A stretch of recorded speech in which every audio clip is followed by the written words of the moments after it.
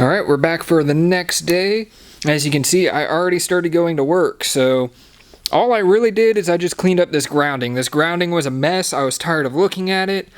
I mean, you can see I didn't really do a great job. All I did was I tried to clean everything up as far as where it's coming in and out. I got both the rear grounds going to the rear. I got the front ground coming to the front. This is for the MAF.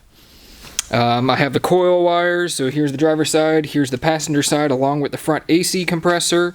I also took out the oil level switch sensor, or plug for it, because I did not put the sensor into the oil pan. So yeah, I really just did a lot of cleaning up here. As you can see, it looks a lot better. My plan going forward is to work on the coil wires.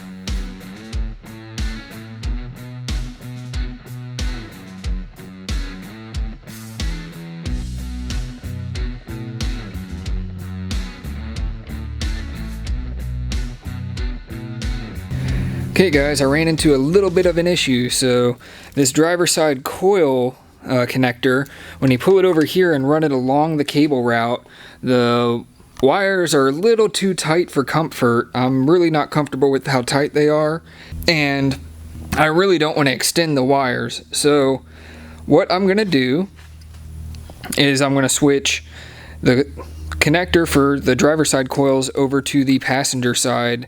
That gives it just enough slack to where I'm comfortable running it there. The passenger side coil connector has so much excess wire, you can see here, that it won't have an issue with reaching from the driver's side. So the main issue, or the main reason this issue came up, was because on the Suburban, the computer was on the driver's side, so it's a shorter run there. Well, now the computer's on the passenger side on my S10, so it's a longer run from here to here than it is from here to over here. So yeah. So you can't just switch sides for your plug without doing a little bit more work than that. You have to switch the pins that connect to the PCM from this driver's side to the pins for the passenger side.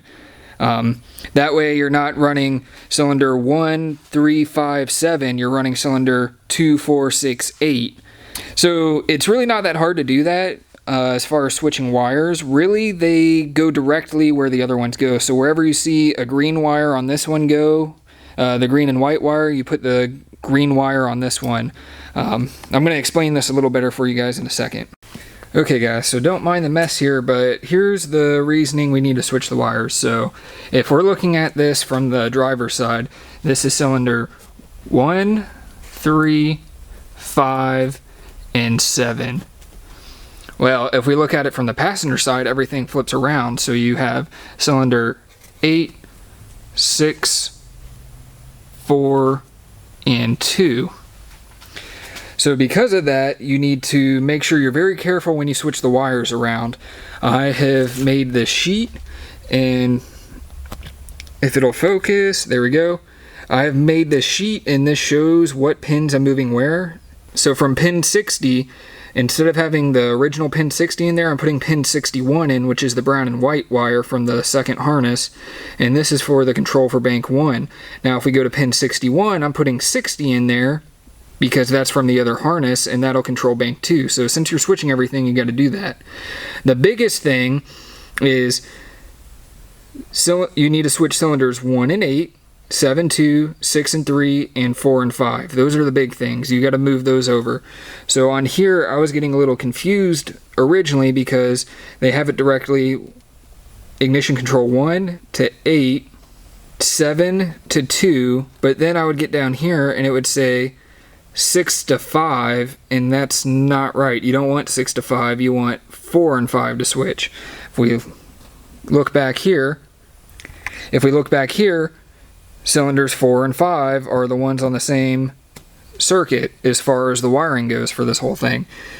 So if we look back on this sheet and look at the wires, purple to white, or purple and white to purple, red to red and white, and then I would look and see dark green, or I would see ignition 6 and 5 together, but I didn't look at the colors. It actually is correct when you look at the color. So it says dark green to light blue and white, but the dark green and white here is for 4, and you want 4 and 5, so that if you switch, So if you switch the dark green in the dark green and white, then you do get the correct circuit. So it all works out if you switch the colors. I just want to let you guys know that, or at least in theory it should work. And yeah, I'm just trying to give you guys a little bit of an explanation, and this is my reasoning behind it, and this is what I'm going to do now. So I'm going to go ahead and do it. Alright guys, we're back for another day of doing some wiring on the truck. So I made quite a bit of progress since the last time that we have talked, or the last time I filmed actually, mainly because wiring's kind of boring. There's not much to see, and I don't want to show you the same thing over and over and over again. So yeah, I'm kind of leaving some stuff out, but it's nothing important.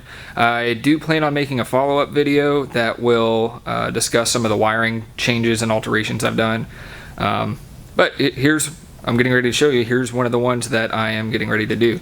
So if we walk up here under the truck, I have made a makeshift soldering station. The stock S10 harness here, it has a lot of the fuel system wires housed in it. Instead of cutting it and wiring or soldering everything on there, I'm actually just gonna take the other female connector end off, which I've already done, and I'm gonna solder the wires for my harness onto that. That way I have this plug. If I ever want to pull the harness or anything, I don't have to cut any wires. I can just undo the plug.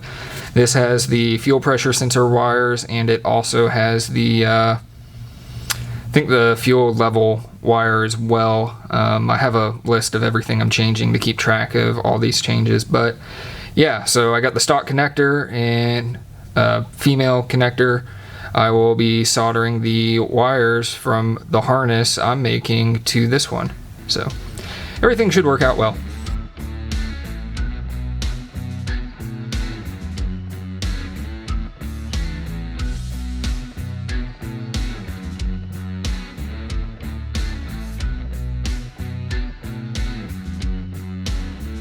Alright guys, time for an update. I have ran a lot more wiring, so I made these wires for the throttle body right here. Got brand new connectors and everything. Ran these. I had this marked out with this piece of tape on where this needs to be in regards to the valley pan cover. I mocked it up on my dad's engine over here, since he's got the throttle body and everything on and the intake on his. It should be pretty similar. I actually might need a little bit more because my intake's taller than this. I might need a little more slack because I have a stock height intake while this one's a low profile intake. So good thing I picked up the camera to film because I was about to start cutting. Did the same thing with the alternator. This won't have any effect on the length of the wires I have for it from the valley pan cover because I have the same bracket that I'm using for the alternator. As you can see, here's the alternator plug right here. I also bought a new plug for it, pins, and there's completely new wires. Those were too short with the factory harness, so I had to lengthen them. So I just got new plugs and everything. They fit really nicely, and new wiring all the way through. I have all of the under truck fuel wires and everything ran up to the top here. So fuel level sensor, pressure sensor, all that stuff, the low references, everything is running up over the transmission and up over to here now. As you can see by all the wires I have hanging off the side, those are all wires that I need to pin, and I'm getting ready to do all the pinouts for that. But I'm making progress. I'm making sure I have enough cable length for everything, wire length. I don't want any of these wires to be stressed. This will obviously look a lot better once I'm done wiring and get everything in Loom. Like this right here will look so much better in Loom in this size than spread out like that. Obviously, I mean, this is still a work in progress. I have all of the underside power wires that need to go to the fuse box going in that direction. I haven't even started wiring up the fuse box. I think I've said this before, I'm trying to utilize the factory fuse box here, and yeah, I got to figure all that stuff out with everything. But until then, I'm just going to keep on working on this side. This side, I believe, is going to be more tedious than the power side. The power side, once I get everything figured out where I want it to go, it'll go pretty smoothly.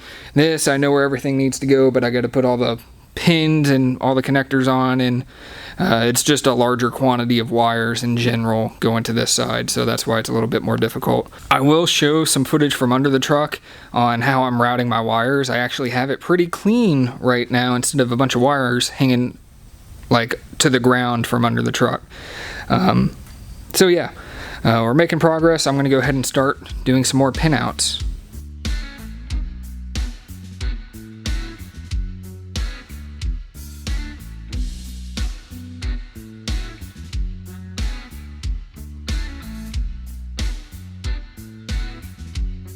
Alright guys, I went ahead and just finished doing all that, as you saw. It's looking a lot better. I mean, all the wires, they're not hanging over. I have a few that are, but I'll get to those later. I don't want to do those yet. One of them's this AC plug. But it's looking a lot better, a lot more organized, you know. It's one less big circle of wire I have hanging. I got one here. I had a lot more right here. And yeah, so I'm getting it all sorted out and taken care of, and it's looking a lot better, I have to say. And I'll catch back with you guys when I start working on the truck again. Okay guys, so it has been a while since I have filmed an update for doing the wiring on the truck. I kind of took a break on doing it, holidays and everything, but for the past 2 days I have really been working on getting this wiring done. So I believe before I already finished doing the PCM. So the PCM was pretty much completely done as far as the wiring for that goes. But I had the fuse box. So I just finished wiring up the fuse box. That took me a while to do. Not the actual wiring of it, but figuring out where the wires need to go. So I believe I mentioned this before, but I'll say it again.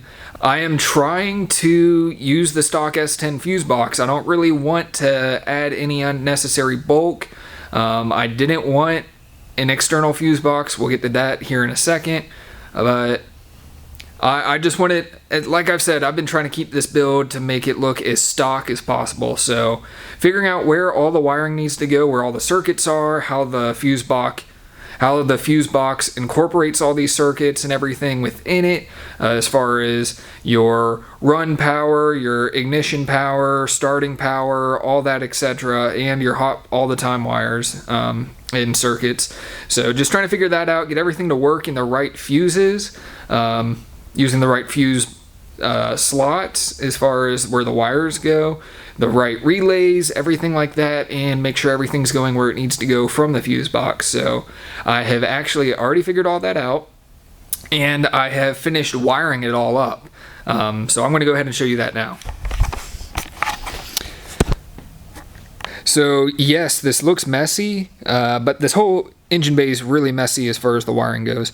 As you can see, I have a lot of new wires up in here. You can see all these pink wires.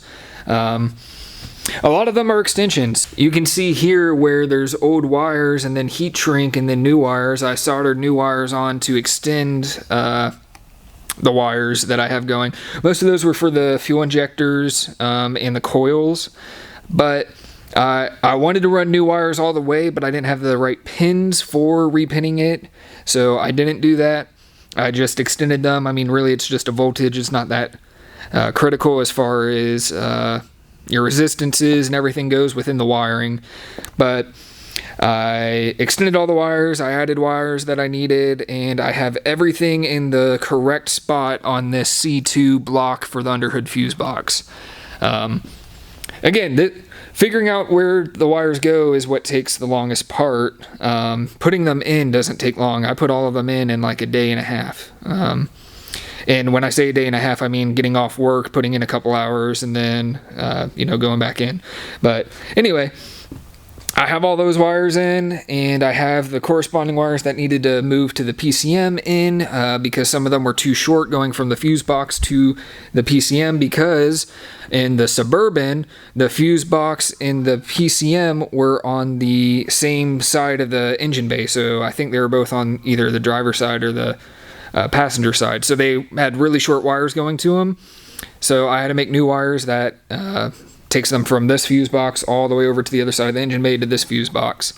And yeah, I got all that wired up. So pretty much this engine bay is completely wired, and I say pretty much because I do have one ground that ended up getting cut before.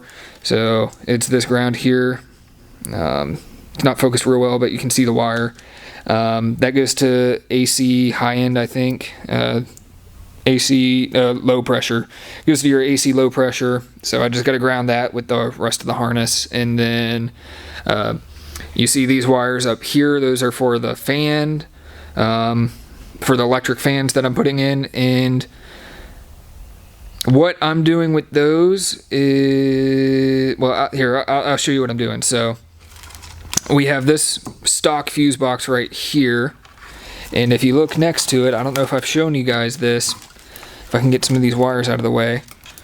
Okay, so the wires up here are the electric fan wires. They are the control wires coming from the PCM. So those have to go to a relay. And while I could try finding slots in the stock fuse box right here for a relay, I think there's only one spot available, and I need two for the two control wires. I went ahead and I threw an external fuse box and relay box onto the truck. So my dad is the one who made the bracket for it, which is in a pretty good spot. And as you can see, you should be able to pop this off, pop in those. Look in here, and we have 6 slots for relays and I think 9 slots for fuses. I'm not going to count those right now, but and it's mounted onto this bracket. It's pretty secure, not going to go anywhere. Yeah, I mean, I'm shaking the whole truck doing that. So yeah, this is the cleanest solution that we had for putting a fuse box in and relay box. Got to make sure that you get everything to clips good. And no, that's what it is. This side's not bolted on. That's why it's wobbling so much. It's only bolted in on one side. But I digress. I had to add an external relay box for this, and I'm also going to be running the wiring from this little fuse box I put in college. So with this fuse box, you'll see these red and white wires running around that are a pretty low gauge wire for what they do. These are the wires for my headlights. So I built, I took aftermarket headlights and I retrofitted projectors in there.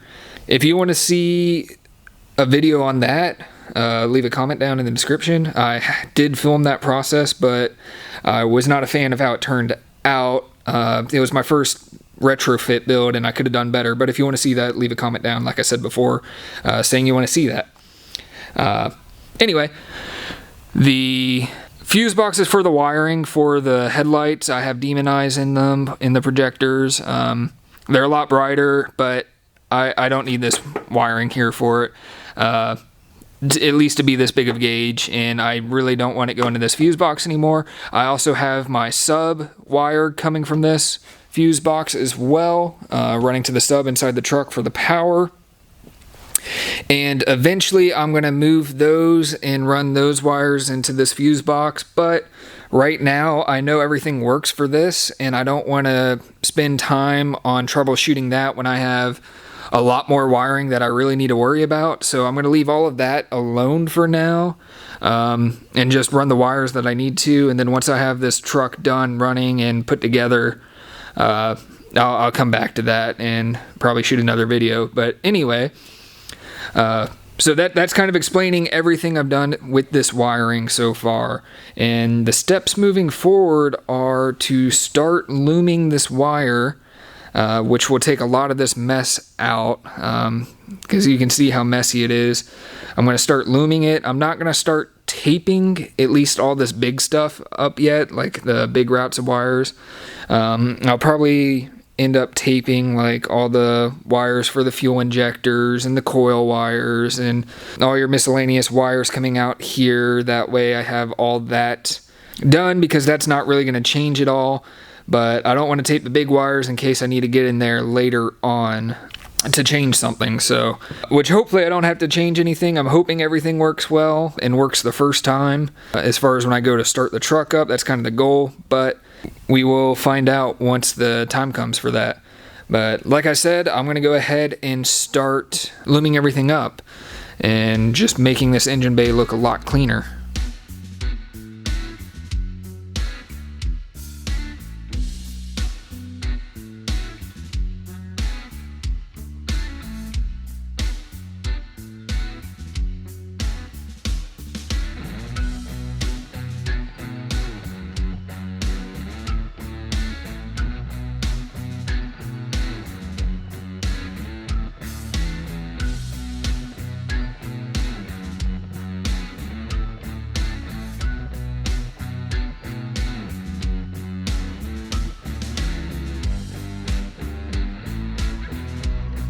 Alright guys, just put some loom on, and I have to say, it's crazy what a little bit of loom does. Everything looks significantly better.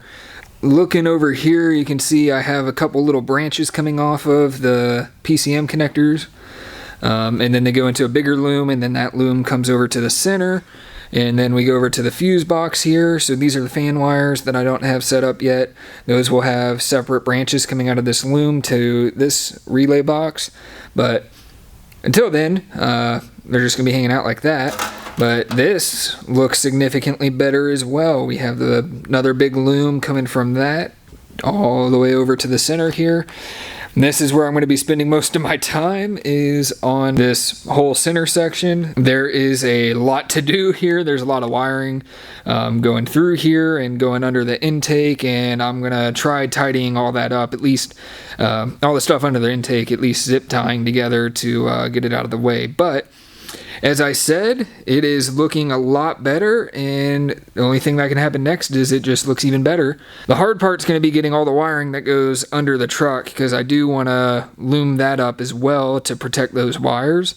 So that's going to be a little bit tricky, but I'll get it eventually. I'll probably start working on all of this tomorrow and getting that underside loomed up in the next couple days and try to finish it out for the week. But yeah, I mean, it's looking a lot better, and I can say I am pretty happy with it so far.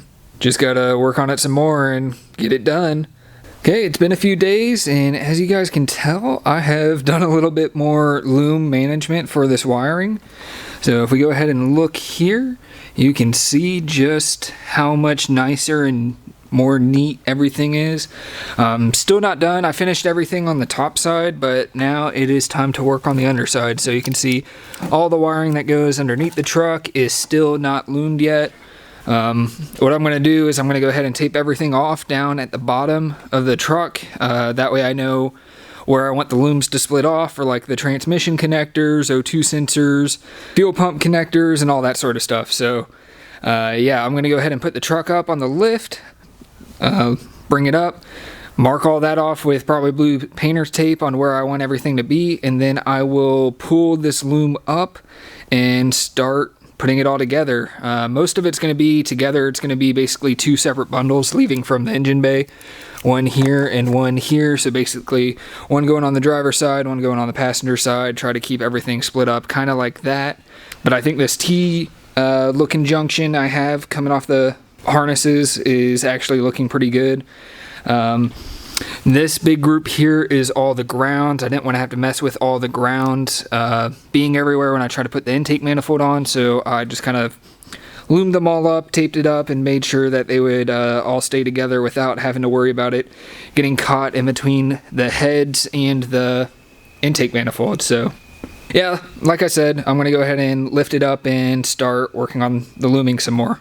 Okay guys, I'm under the truck. Don't mind the noise in the background. My dad is bush hogging with the tractor, but I have the loom taped off here. So you can see this is on the driver's side.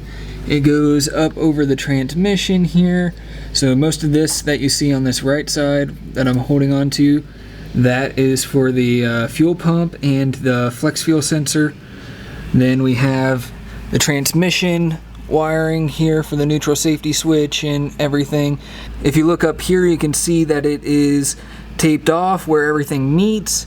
I also have the O2 sensor taped off up further. I think you can see the hint of blue up here where I'm pointing.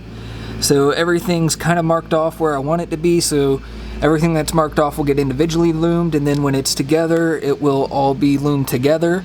So I have all that coming down. Now the one caveat is on this harness, or this section of harness that has the flex fuel sensor, I have one of the lines for the fuel pump going in, and that doesn't have a disconnection point. It's hardwired in. So what I'm going to have to do is, I believe it is this orange one that I have holding in my hand. I know it's out of focus, but I'm going to end up cutting that and putting a single waterproof connector on it. I have that on order right now. That way I can take all of the loom up at once and loom, or all of the harness up at once and loom it all together. It'll just make my life a lot easier when it comes to doing the looming, rather than trying to loom it all under the truck. So take that up. Now we'll come over to the other side where there's more transmission harness. We have it coming up right here. I have it taped off here with the rest of the transmission harness. That's going to go forward. That's all going to be loomed together where it junctions. I have the other O2 sensor, so I wasn't able to reach to put tape on. So what I ended up doing is I get a guesstimate measure with a tape measure, so approximately 18 inches from this tip of this connector all the way up, I will be looming. And for the starter cable, starter wire, I have it being loomed at the same portion. So where this splits off is where this will split off. And that'll just make everything a lot easier. Other than that, I think I have all of the wiring taped off the way I want it. So I'm going to lower the truck and start pulling all of the wiring out. Make sure everything's disconnected first. Pull all the wiring out and start looming it. Alright, so we're back under the truck, and as you can see, I have already ran all the loom. I just got that done. I had to pull all the wiring up out in the front of the truck, put the loom on, and then I brought it all back down, and as you can see, it is looking pretty good. It looks a lot better than just loose wires. We come up here, you can see I have already plugged in my neutral safety switch and other switches for that. Here's my O2 sensor.